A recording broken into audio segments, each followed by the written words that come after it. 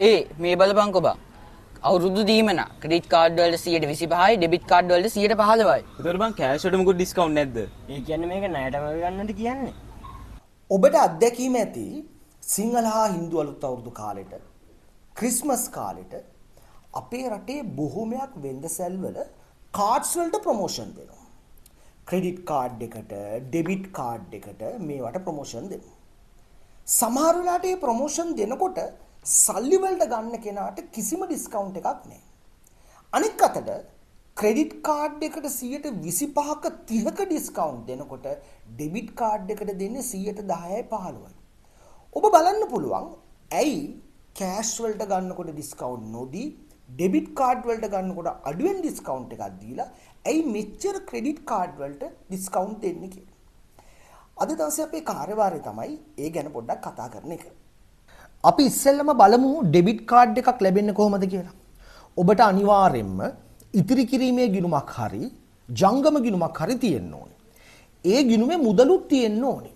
අන්න එතකොට තමයි ඔබට ඩෙබිට් කාඩ් එකක් ලැබෙන්නේ. તો ක්‍රෙඩිට් කාඩ් එක ක්‍රෙඩිට් කාඩ් එකක් ගන්න ඔයාට බැංකුවක ගිණුමක් අවශ්‍යතාවයක් නැහැ.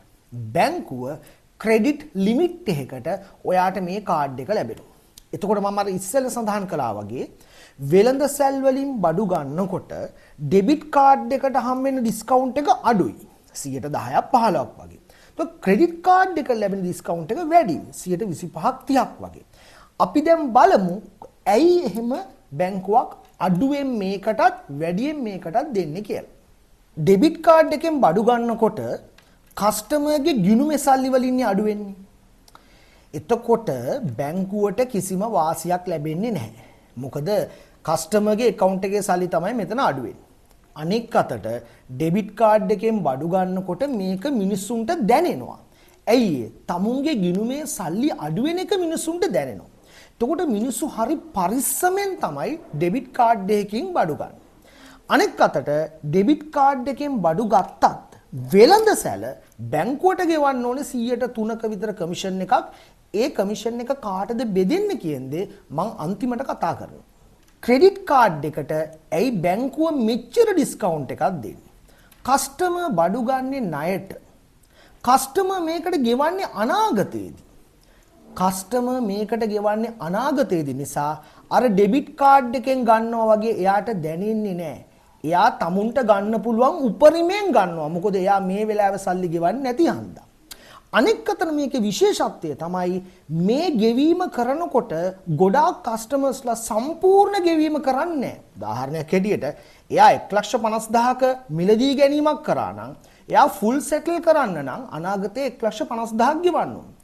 බැංකුව එයාට දෙනවනි පොඩි chance එකක් මිනිමම් බැලන්ස් එක ගෙව්වත් ඇති කියලා. ගොඩක් කට්ටිය මිනිමම් බැලන්ස් එක විතරක් ගෙව්වට පස්සේ ඉතුරු වෙන ටික එයා ගෙවන්නේ නැහනේ. එතකොට බැංකුව ඊළඟ මාසෙදී මේ සම්පූර්ණ මුදලටම පොලි ආය කරලා බැංකුවට ලොකු පොලි ආදායමක් ලැබෙනවා. දැන් මේ ක්‍රෙඩිට් කාඩ්, ඩෙබිට් කාඩ් සම්බන්ධ ගනුදෙනු වලදී පාර්ශවයන් කිහිපයක් සම්බන්ධ වෙනවා. අංක 1 තමයි ක්‍රෙඩිට් කාඩ් එක නිකුත් කරන බැංකුව. අපි හිතමු මේක ABC කියලා බැංකුවේ නම. ඒ වගේම තමයි ක්‍රෙඩිට් කාඩ් සමාගම. මම අන්තිමට කතා කරනවා ඒගොල්ලෝ ගැන. ඊළඟ එක තමයි කස්ටමර් කෙනෙක් වෙළඳසැලකින් බඩු ගන්නකොට ඒ වෙළඳසැල ගාව තියෙනවා ක්‍රෙඩිට් කාඩ් මැෂින් එකක්. ඒ මැෂින් එක ඉෂුව කරන බැංකුව. සමහර වෙලාවට කාඩ් එක ඉෂුව කරපු බැංකුව වෙන්නත් පුළුවන්. සමහර වෙලාවට වෙන බැංකුවක මැෂින් එකක් යූස් කරනවා වෙන්නත් පුළුවන්. ක්‍රෙඩිට් කාඩ් එකෙන් ඔබ ගනුදෙනු කරනකොට ඔබ මිලදීගත්තු වටිනාකමෙන් 3%ක් අදාළ වෙළඳසැල බැංකුවට ගෙවන්න ඕනේ. සමහර වෙලාවට සමහර ආයතන ඒ බැංකුවට ගෙවන්න තියෙන 3% ඔබෙන් අය කරන්නත් පුළුවන්. දැන් උදාහරණයක් හැටියට 60000ක බඩු ගත්තා නම් 3%ක් 1800ක් වෙළඳසැල බැංකුවට ගෙවන්න ඕනේ. සමහර වෙළඳසැල් කරන්නේ කස්ටමර්ට කියනවා 1800ක් ගෙවන්න කියලා. මම කලින් සඳහන් කළා වගේම කාඩ් වලට ඩිස්කවුන්ට් දුන්නට මුදලින් ගනුදෙනු කරද්දී බැංකුවක් කිසිම ඩිස්කවුන්ට් එකක් දෙන්නේ නැහැ. මොකද ඔබ මුදලින් ගනුදෙනු කළා කියලා බැංකුවට කිසිම වාසියක් ලැබෙන්නේ නැහැ. ඇතැම් වෙලාවට මේ කාඩ්ස් වලින් ඩිස්කවුන්ට් දෙන වෙලාවට මුදලින් ගනුදෙනු කරන කෙනාට කිසිම වාසියක් බැංකුව ලබා දෙන්නේ නැහැ. දැන් මේ ක්‍රෙඩිට් කාඩ්, ඩෙබිට් කාඩ් ඉෂුව කරන කම්පැනිස් තියෙනවා. දැන් අපි එකක් ගත්තොත් මේ තමයි ඇමරිකන් එක්ස්ප්‍රස්. ඒ වගේම මෙතන තියෙනවා වීසා. ඒ වගේම තව එකක් තියෙනවා මාස්ටර් කාඩ්. එතකොට මේ කම්පැනිස් වල අනුග්‍රහය ඇතිව තමයි අපේ රටේ වාණිජ්‍ය බැංකු ක්‍රෙඩිට් කාඩ් ඉෂුව කරන්නේ. එතකොට ක්‍රෙඩිට් කාඩ් එකෙන් ඔබ කිසියම් ගනුදෙනුවක් ට්‍රාන්සැක්ෂන් එකක් කරනවා නම් ඒකේ වටිනාකමින් 103ක් අදාළ වෙළඳසැල බැංකුව වෙත ගෙවන්න ඕන. මේ 103 ප්‍රතිශතය සමහරකට වැඩි වෙන්න පුළුවන්, අඩු වෙන්න පුළුවන්. එතකොට මේ ගන්න 103 බැංකුවට ලාභයක්.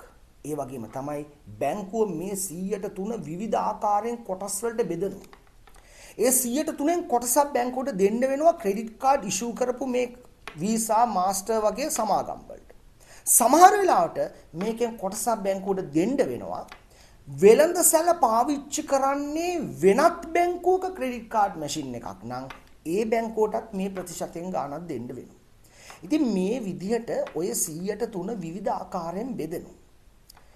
ඉතින් කොහොම වුණත් ක්‍රෙඩිට් කාඩ් එකක් භාවිතා කරන ඔබ මාසයක් අවසානයේ ගෙවන්න තියෙන සම්පූර්ණ ගාණම ගෙවුවා නම් ඔයාට මේ ඩිස්කවුන්ට් වලින් ලැබෙන වාසි බැංකුව ක්‍රෙඩිට් කාඩ් එකෙන් ලබා දෙන අනිකුත් ප්‍රොමෝෂන් උයි ඔක්කොම හොඳට භුක්ති විඳින්න පුළුවන්.